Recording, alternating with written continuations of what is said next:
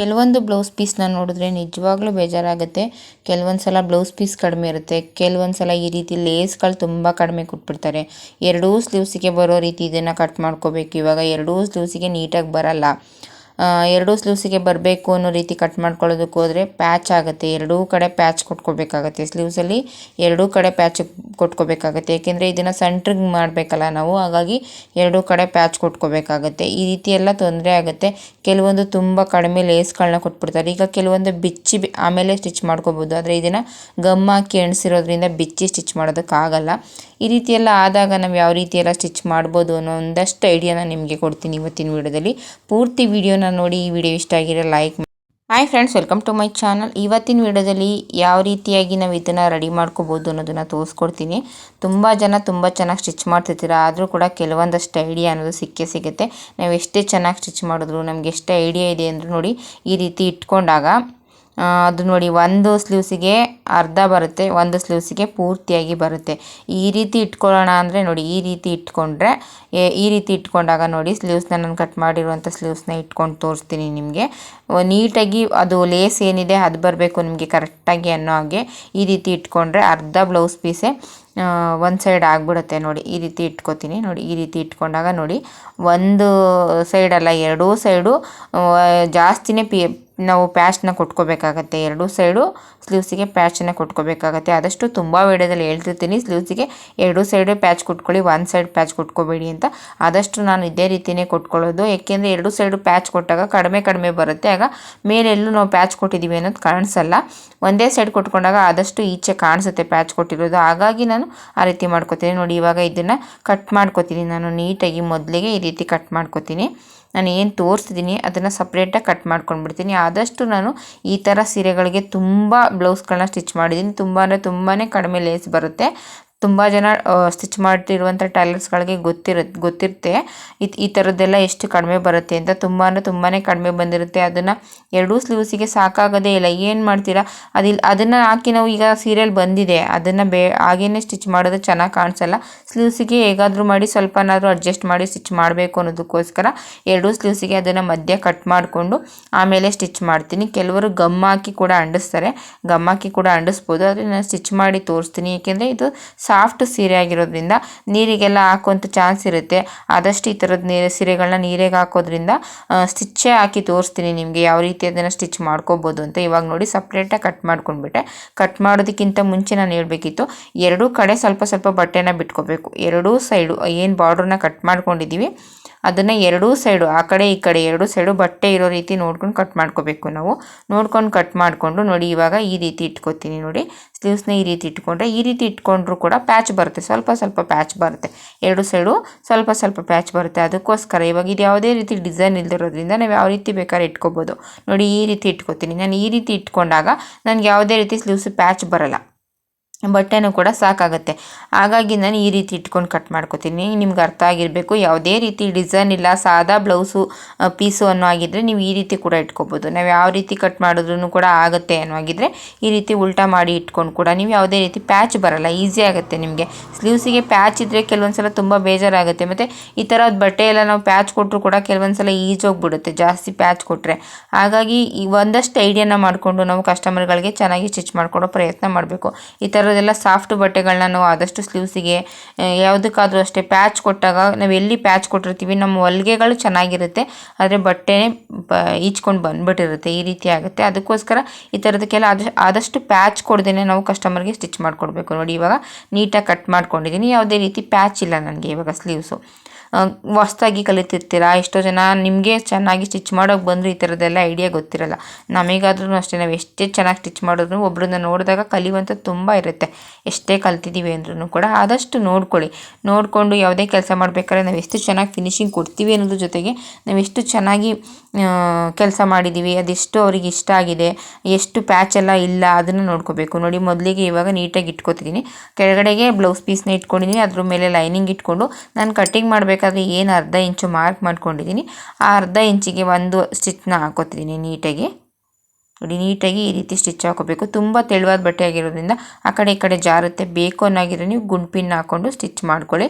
ನೋಡಿ ಇವಾಗ ಅದನ್ನು ಉಲ್ಟಾ ಮಾಡಿ ಲೈನಿಂಗ್ ಮೇಲೆ ಒಂದು ಸ್ಟಿಚ್ ಹಾಕ್ತಿದ್ದೀನಿ ನಾನು. ಇವಾಗ ಲೈನಿಂಗ್ ಮೇಲೆ ಒಂದು ಸ್ಟಿಚ್ನ ಹಾಕಿ ನೀಟಾಗಿ ಇವಾಗ ಅದನ್ನು ಉಲ್ಟಾ ಮಾಡಿ ನೀಟಾಗಿ ನೋಡಿ ನೀಟಾಗಿ ಮೇಲ್ಗಡೆ ಒಂದು ಸ್ಟಿಚ್ನ ಹಾಕೋತೀನಿ.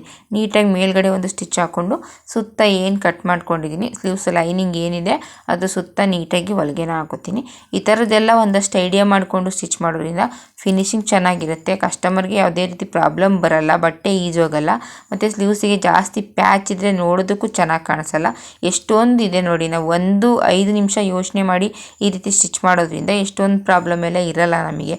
ಅದನ್ನು ಕೂಡ ನೋಡ್ಕೋಬೇಕು. ನಾವು ಕೆಲಸ ಮಾಡ್ತಿದ್ದೀವಿ ಅಂದರೆ ಫಿನಿಶಿಂಗ್ ಚೆನ್ನಾಗಿದೆ, ನಮ್ಮ ಕೆಲಸ ಚೆನ್ನಾಗಿದೆ ಬಿಡಿ, ಫಿಟ್ಟಿಂಗ್ ಚೆನ್ನಾಗಿದ್ದರೆ ಸಾಕು ಅಂತ ಅನ್ಕೋಬಾರ್ದು. ನಾವು ಮಾಡುವಂಥ ಕೆಲಸ ಎಷ್ಟು ನೀಟಾಗಿ ಕಾಣಿಸುತ್ತೆ, ಅದು ಎಷ್ಟು ಚೆನ್ನಾಗಿದೆ, ಕಸ್ಟಮರ್ಗೆ ಎಷ್ಟು ಇಷ್ಟ ಆಗುತ್ತೆ, ಅದು ಮುಂದೆ ಏನು ಪ್ರಾಬ್ಲಮ್ ಆಗುತ್ತೆ, ಈ ಥರದನ್ನೆಲ್ಲ ಯೋಚನೆ ಮಾಡ್ಕೊಂಡು ಕೂಡ ನಾವು ಅವರಿಗೆ ಸ್ಟಿಚ್ ಮಾಡಿಕೊಡ್ಬೇಕಾಗತ್ತೆ. ನೋಡಿ ಇವಾಗ ನೀಟಾಗಿ ಅಟ್ಯಾಚ್ ಮಾಡಿಕೊಂಡೆ. ನೀಟಾಗಿ ಅಟ್ಯಾಚ್ ಮಾಡಿಕೊಂಡು ಎಕ್ಸ್ಟ್ರಾ ಇರೋದನ್ನೆಲ್ಲ ನೀಟಾಗಿ ಪೀಸ್ನ ಕಟ್ ಮಾಡಿಬಿಟ್ಟಿದ್ದೀನಿ. ನೋಡಿ ಒಂದು ಸ್ಲೀವ್ಸಿಗೆ ಆಲ್ರೆಡಿ ಕೊಟ್ಕೊಂಡಿದ್ದೀನಿ ನಾನು ಇದನ್ನು. ಈಗ ಇನ್ನೊಂದು ಸ್ಲೀವ್ಸ್ಗೆ ಯಾವ ರೀತಿ ಕೊಡ್ತೀನಿ ಅನ್ನೋದನ್ನು ತೋರಿಸ್ಕೊಡ್ತೀನಿ. ನೋಡಿ ಒಂದು ಸ್ಲೀವ್ಸಿಗೆ ಕೊಟ್ಕೊಂಡಿದ್ದೀನಿ, ಎರಡೂ ಸೈಡು ಬಟ್ಟೆ ಬಿಟ್ಕೊಂಡಿರಬೇಕು. ನಾವು ಕಟ್ ಮಾಡಬೇಕಾದ್ರೆ ನೋಡ್ಕೊಂಡು ಕಟ್ ಮಾಡ್ಕೋಬೇಕು. ಇವಾಗ ನೋಡಿ ನನ್ನ ಮಿಷಿನಲ್ಲೇ ಇರೋದ್ರಿಂದ single foot double foot change ಮಾಡ್ಕೊತ ಅವಶ್ಯಕತೆ ಇಲ್ಲ. ನಂದು 3 ಕಡೆ ಇದೆ, ಯಾವ ಕಡೆ ಬೇಕಾದರೂ ನಾನು ಚೇಂಜ್ ಮಾಡ್ಕೋಬೋದು. ಮಧ್ಯ ಬೇಕು ಅಂದರೆ ಸ್ಟಿಚ್ ಹಾಕೋಬೋದು, ಇಲ್ಲಾಂದರೆ ಸೈಡಿಗೆ ಪೈಪಿಂಗ್ ಮಾಡೋದಕ್ಕೂ ಕೂಡ ನಾನು ಸೆಟ್ ಮಾಡ್ಕೋಬೋದು. ಇದ್ರದ್ದು ಲಿಂಕ್ ಕೂಡ ಕೊಟ್ಟಿರ್ತೀನಿ, ಬೇಕು ಅನ್ನೋ ಆಗಿದ್ರೆ ತಗೊಳ್ಳಿ. ಯಾವುದೇ ಮಿಷಿನ್ಗೆ ಬೇಕಾದರೂ ನೀವು ಈ ರೀತಿ ಒಂದನ್ನು ತೆಗೆದು ಇಟ್ಕೊಂಡು ಪಿಟ್ ಮಾಡ್ಕೊಂಡ್ಬಿಟ್ರೆ ನಿಮಗೆ ಈಸಿ ಆಗುತ್ತೆ. ಪದೇ ಪದೇ ನಾವು ಸಿಂಗಲ್ ಫುಟು ಡಬಲ್ ಫುಟು ಹಾಕುವಂಥ ಅವಶ್ಯಕತೆ ಇರೋಲ್ಲ. ಬೇಕು ಅಂದಾಗ ಈ ರೀತಿ ಸ್ಕ್ರೂನ ಲೂಸ್ ಮಾಡಿಬಿಟ್ಟು ನಮಗೆ ಪೈಪಿಂಗ್ ಬೇಕು ಅಂದರೆ ಒಂದು ಸೈಡ್ ತೊಗೋಬೋದು, ಇಲ್ಲ ಸ್ಟಿಚ್ಚಿಂಗ್ ಬೇಕು ಅಂದರೆ ಮಧ್ಯ ತೊಗೋಬೋದು.